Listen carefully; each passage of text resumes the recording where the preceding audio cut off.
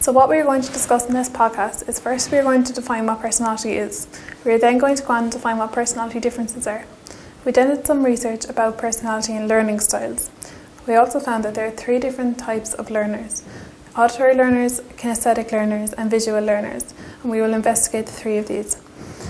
We then went on to see how we could adapt these types of learning styles into our teaching in the future. We will then recap on all the things that we discussed in the podcast.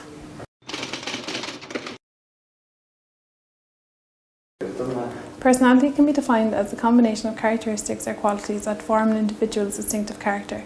It is made up of characteristic patterns of thoughts, feelings and behaviours that make a person unique. Okay, so what are personality differences? People vary in personality and social behaviour. It is generally accepted that some of this variation is due to differences in genes and some to environment, that is, to differences in people's personal experiences. While researching personality and learning styles, we came across a study designed by Isabel Briggs-Myers. She designed a questionnaire for parents to answer questions about their children. This in turn will give an insight to the personality of the child and the learning styles that they are best suited to. From this psychological type model, we learned that it's important not to box children into categories. For example, it's important that if there's a kinesthetic learner in your class group, that he or she is not sent down to a practical room because it's seen as a practical subject and he is a practical learner. Same way as an auditory learner would not be sent to a language room because it's an auditory subject. We also learned there is no good or bad learning styles or personalities. Here is a sample of some questions from the questionnaire.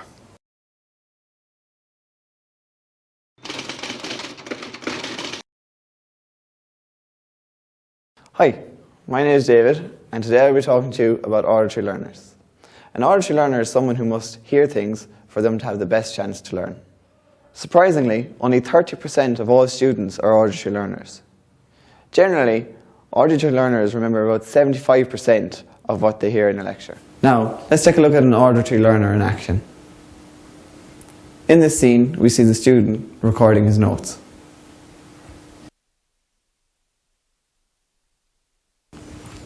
The student can now listen to his notes over and over again as it is an audio file. Auditory learners remember what they hear and say. They enjoy class discussions and group work. They also remember oral instructions very well. Kinesthetic learners love movement. They are very good at sport, dance and good at building things. They are very aware of their bodies and have excellent motor skills.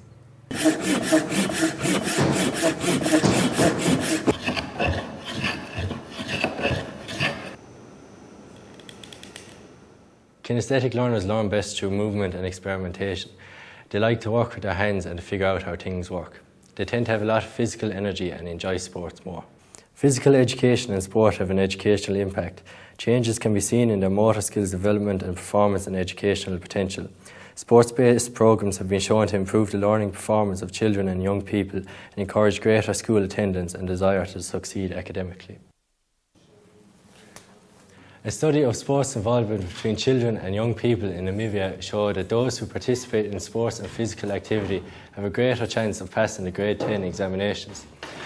Involvement in sport in young people teach them key values such as honesty, teamwork, respect for themselves and respect for others, and how to keep rules.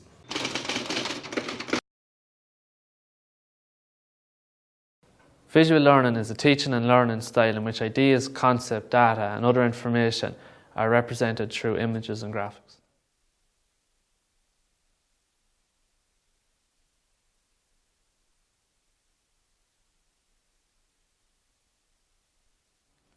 Visual learners prefer using images, colours, maps to organise information and to communicate with others. This learning style requires that students must first see what they are expected to know. Visual learners have specific characteristics which makes their learning style unique. In school, visual learners typically: number 1, they remember what they read rather than what they hear. Number 2, they prefer reading a story rather than listening to it. Number 3, they learn from a chalkboard or a blackboard. Number 4, they use diagrams and charts to understand ideas and concepts. 5, They study by looking over things.